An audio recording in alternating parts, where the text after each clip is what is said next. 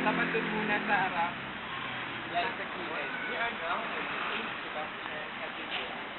And, as you all know, the St. Sebastian is the first Asian sealed cathedral built by Gustav Eiffel. Uy, sabi ako na. Inagay ko po. Hindi, natatawa lang ako. Burahin mo yan. As you can see, That is what you call the buttress. Buttress is used to support the walls of the structure. Ay, paliwanag mo. Yan yung mga nagtito kayo mo.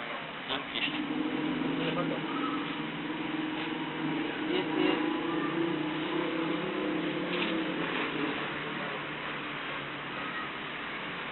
guys.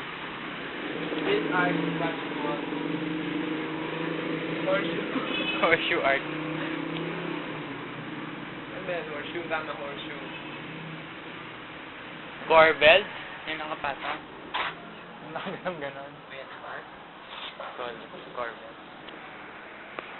Kasasana ako